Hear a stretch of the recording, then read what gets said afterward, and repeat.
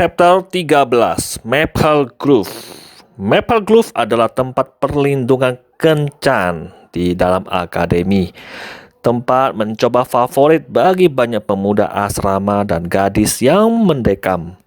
Yun Xiao menyipitkan matanya sedikit saat sosok bangga melintas di benaknya. Dengan itu, dia tersenyum dan mulai ke arah Maple Grove.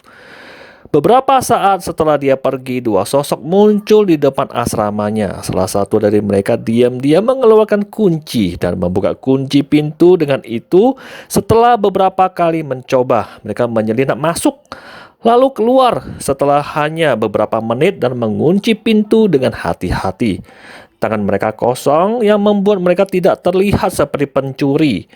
Hehe, sudahkah kamu meletakkan barang-barang di tempat yang tepat? Kami akan membuat bocah ini membayar untuk apa yang telah dia lakukan pada kami.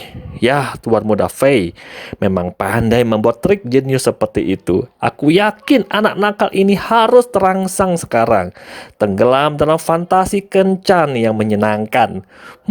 Dia harus melihat dirinya di cermin. Bagaimana Luo Landuo yang terkenal dengan harga dirinya tertarik pada sampah seperti dia? Jangan katakan lagi, sebaiknya kita keluar dari sini dan menunggu pertunjukan akbar malam ini. Mereka menyelinap pergi diam-diam, tetapi Yun Xiao muncul kembali di pintu beberapa saat kemudian. Dia mengenali mereka sekilas sebagai dua antek yang datang dengan Lan Fei terakhir kali. Dia bertanya-tanya mengapa mereka menyelinap ke asramanya. Dengan seringai di wajahnya, dia mendorong pintu hingga terbuka dan segera menemukan sesuatu di bawah selimut di kamar tidurnya yang membuatnya tidak bisa berkata-kata. Setumpuk pakaian dalam dan celana dalam wanita yang berwarna-warni dan harum dijejalkan ke tempat tidurnya. Ya, baiklah Lan Fei. Melihat hal-hal ini, Yun Xiao secara alami memahami plot Lan Fei dalam sekejap. Karena kamu ingin bermain kotor, katanya dengan dingin, aku akan bermain denganmu. Matanya berbinar saat dia dengan cepat menghilang dari ruangan. 1 jam kemudian, sosok Yun Xiao terlihat melaju menuju Maple Grove. Melihat area seluas ratusan hektar, Maple Grove adalah salah satu pemandangan terindah di Akademi Jialan. Itu adalah tempat berkultivasi bagi banyak siswa di siang hari, tetapi di malam hari itu menjadi tempat perlindungan untuk kencan, terutama di musim tanpa bulan, berangin, dan sejuk ini. Tidak semua orang mampu untuk tinggal di satu asrama, bahkan sebagian besar siswa berbagi asrama dengan 4 atau bahkan 8 siswa. Oleh karena itu, Maple Grove telah menjadi tempat perlindungan mereka. Begitu Yun Xiao melangkah masuk, dia menemukan lebih dari 30 pasang pria dan wanita membuat suara yang nyaris tidak terdengar di tenggorokan mereka di dalam area yang dicakup oleh indera ilahinya. Beberapa dari mereka yang tidak mampu menahan godaan bermesraan di bawah naungan kegelapan, memenuhi telinganya dengan segala macam suara keriting. Tolong, tolong. Saat itu teriakan minta tolong terdengar. Suara itu tidak keras, tetapi cukup keras untuk mencapai telinga Yun Xiao. Di bawah sinar bulan, seorang gadis muda dengan kerudung menutupi tubuhnya terdengar dari hutan. Wajahnya penuh teror, pakaiannya telah robek dan memperlihatkan kulitnya yang putih yang membuatnya terlihat sangat menarik. Teror di wajah cantiknya bisa mengisi hati seseorang dengan rasa kasihan dan kasih sayang. Berdiri di situ, jalan kecil, ini berkat kamu telah dipilih oleh aku. Seorang pria berpakaian indah bergegas dari belakangnya dengan wajah penuh kemarahan dan keganasan, mengulurkan tangan untuk meraihnya. Bantu aku senior. Ketika gadis itu melihat Yun Xiao, dia tampak seperti telah melihat penyelamat dan wajahnya penuh kegembiraan. Dia bergegas menunjukkan niat melemparkan dirinya ke arahnya. Aduh, Sebuah pedang melintas di kekosongan dan jatuh ke tangan Yun Xiao dengan ujungnya mengarah ke tenggorokan gadis itu. "Berhenti jika kamu tidak ingin mati!" Sebuah suara dingin terdengar dari mulutnya. Gadis itu tertegun, tampaknya terkejut dengan reaksi Yun Xiao, tapi dia dengan cepat kembali ke akal sehatnya dan berkata dengan cemas, "Tolong aku, senior. Seseorang ingin menganiaya aku." Air mata seukuran mutiara mengalir di pipinya, membuatnya terlihat semakin menyedihkan. "Tolong, jika kamu hanya akan menyelamatkan aku sekali, aku akan melakukan apapun yang kamu ingin aku lakukan." Setiap pria muda yang menyaksikan adegan seperti itu kan jatuh dan ingin menyelamatkannya. Tapi wajah Yun Xiao menunjukkan ketidakpedulian abadi. Tanpa emosi di bawah sinar matahari bulan, dia memejamkan matanya sedikit sementara ujung pedangnya masih mengarah ke tenggorokan gadis itu. Hatinya sekeras batu. "Pergi dari sini, nak. Jika kamu tidak ingin mati, gadis ini sudah menjadi milikku." Pria itu menyusulnya dan mencengkram bahunya, menariknya dengan keras. Suara robekan bergema saat kerudung yang menutupi sosoknya terkoyak dan jatuh, memperlihatkan dada merah mudanya yang setengah terbuka. Sementara itu bahunya yang telanjang tergores dengan tanda cakar merah yang mencolok. "Senior, tolong bantu aku!" Gadis itu menangis saat pria itu menyeretnya ke tanah. Pada saat ini mata pria itu bersinar dengan sedikit keheranan, seolah-olah dia sedikit bingung.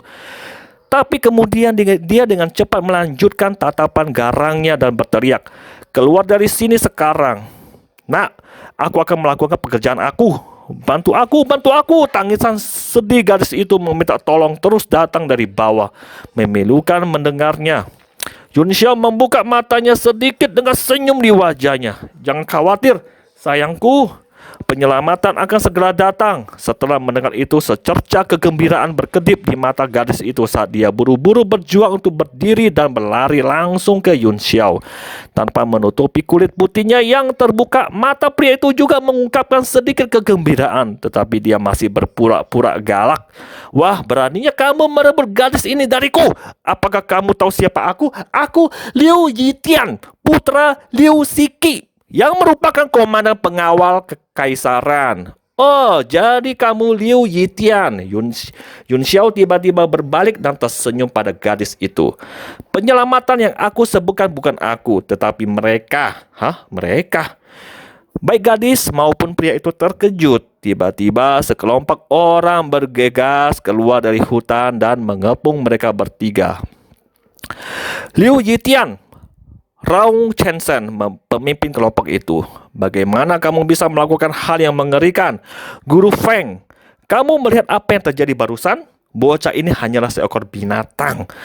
Ketika sekelompok selusin orang muncul, Liu Yitian tahu bahwa dia akan menderita. Selain itu, ketika dia mendengar Chensen memanggil Guru Feng, dia bergidik ketakutan dan merasakan kekuatan meninggalkan kakinya. Di bawah sinar bulan, dia melirik dengan hati-hati ke kerumunan dan melihat pria paruh baya di depan yang rambutnya berdiri karena marah. Dia tidak lain adalah dekan akademi, Feng Buping, yang dijuluki Dewa Pembantaian.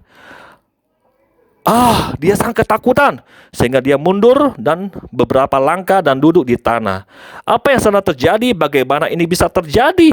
Bukan hanya dia, tapi gadis itu juga benar-benar bingung. Bahkan Lan Fei dan antek-anteknya yang bersembunyi di kegelapan dan siap melompat keluar tercengang. Mengapa dekan ada di sini? "Liu Yitian, kamu binatang!" Sosok Feng Buping melintas di depan mereka semua orang, dan kemudian mereka mendengar suara tamparan keras dan melihat Liu Yitian diterbangkan sambil berteriak sedih. "Kita tidak bisa membiarkan hewan ini. Ayo, kalahkan dia sampai mati. Ayo, kalahkan bajingan ini yang mencoba memperkosa juniornya sampai mati."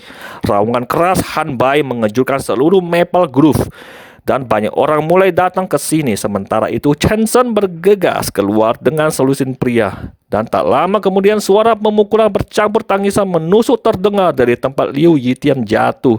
"Apakah kamu baik-baik saja?" Feng Buping bertanya pada gadis itu. "Siapa namamu? Mengapa kamu bersama hewan ini?" Gadis itu benar-benar bodoh dan tidak tahu bagaimana menjawabnya. "Namaku Meng Wu. Aku, jangan takut sayangku. Lihat, Kamu berkeringat karena ketakutan. Yun Xiao tersenyum dan membawa Meng Wu ke dalam pelukannya. Dengan aku di sini, tidak ada yang akan menggertak kamu. Dia memegang pinggang rampingnya erat-erat dengan satu tangan, membuatnya tidak mungkin untuk melarikan diri, tidak peduli seberapa keras dia berjuang, sementara dengan ceroboh menjalankan tangan lainnya di tubuhnya. Saat pakaiannya dikenakan, tangannya segera menyelinap masuk dan mulai menggosok dan mencubit dadanya yang halus. Oh my god, ini sih mantap ini ya. Yo, kamu. Meng Wu ketakutan dan wajahnya memerah karena malu. Saat dia ditarik ke dalam pelukan Yun Xiao, tubuhnya telah menghalangi pandangan Feng Buping. Terlebih lagi karena dia tidak berani berteriak, dia hanya bisa berjuang mati-matian. Tapi kekuatan Yun Xiao begitu besar sehingga tidak peduli seberapa keras dia mencoba, dia tidak dapat melarikan diri. Dia tidak tahan lagi dan mulai terisak. Tapi kali ini nyata dan seluruh tubuhnya gemetar. Feng Buping mengira dia menderita trauma mental. Jadi dia menghiburnya dengan ramah. Jangan takut, aku pasti akan memperbaiki keluhan kamu. Untungnya Yun Xiao mengirim seseorang untuk memberitahu aku tepat waktu. Kalau tidak, konsekuensinya tidak terbayangkan. Yun Xiao, kamu jaga Meng Wu di sini. Aku akan pergi dan melihat hewan itu.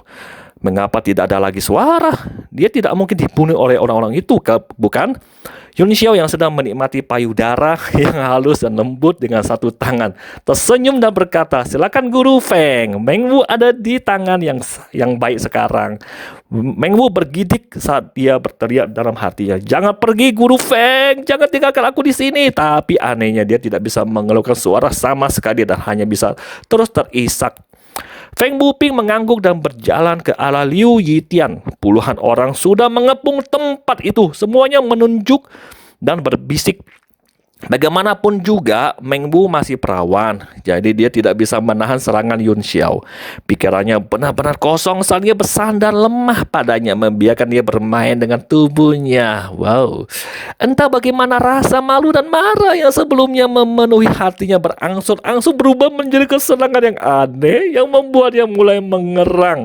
Bersembunyi jauh di hutan, Lan Fei dan anak buahnya bingung. Rupanya Li Yun Xiao ada di balik semua ini, kata Du Feng dengan marah. Sekarang bagaimana bos? Aku sarankan kita bergegas keluar dan menyelamatkan Yitian atau dia akan terbunuh. Simpan